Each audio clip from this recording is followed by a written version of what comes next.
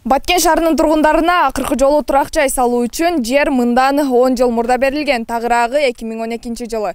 Мына ушул мен турган Чет булак кварталынын подстанция деп аталган участкасында 700дөн ашуун жарандарга жер берилген. Мына ошондон бери кезекте турган жарандардын саны 4000ден ашты.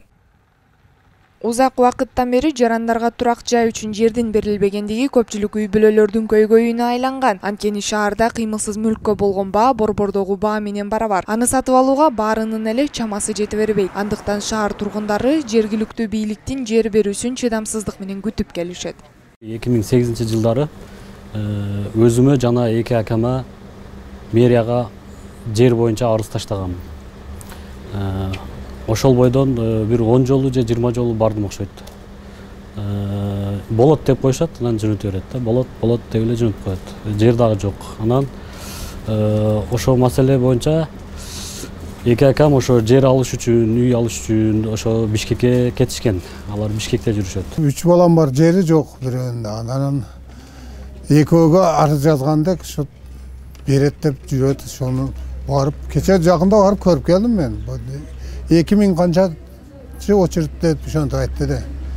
Ошого күтүп отурам, берип калса берет, берсе алабыз да.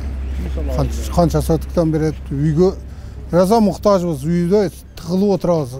Жарандардын бул муктаждыгын чечүү үчүн шаардык мэрия акыркы 4 жылдан бери жерди трансформациялоо жумуштары менен алек. Азыркы тапта белгиленген жер участогу трансформациялоонун жол-жобосунан өтүп өкмөттүн кароосунда. Баткен шаарынын Кызылжол кварталынын БАМ участкасы деп койсо, ошол жактан 158 гектар, Чет булак кварталынын Түлкү таш жагынан конушунан 46 гектар, 41,6 сөттүк мындай айтканда 41,6 гектар жер трансформацияга берилген. Жергиликтүү бийлик өкүлү мыйзамга ылайык жер берүүдө жарандардын кезеги эске алынат. Ошол эле учурда алардын муктаждыктарына да маани берилет дейт. Мыйзамдын негизинде сөзсүз кезек сакталат. Бул кезек менен беребиз. Ал андан сырткары баягы мыйзамда кандай каралган болсо критерийлер бул сөзсүз түрдө жашы толгон адамга, шаардын ичинде мурда 5 жыл эди, азыр эми 1 жыл болуп калды. 1 жылдан ашуун жашаган шаар тургуну болуш керек. Мүлк сатып алган болсо, жер сатып алган болсо, же дарение болуп калды дейли, бир эмесинен да тууганынан, ата-энесинен, ошолорго убактынча эме коюлат. Бул бир жолу эле берилбей койгонду билдирбейт. Бул кийинки эмеге жылдырылат да. Бул деген ал муктаж эмес дегенди билдирет да. Себеби колунда бүгүнкү күндө дарениеге алган жери бар.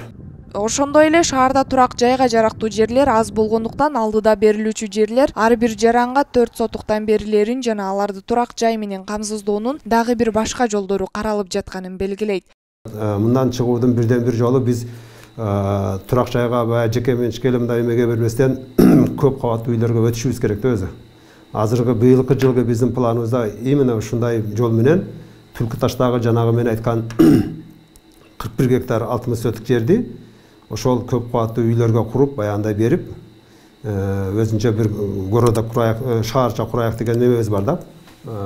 Пландарыбыз бар, максаттарыбыз бар. Айжамал Абдыкарова, Бекбол Бакыт уулу, Салам Медиа.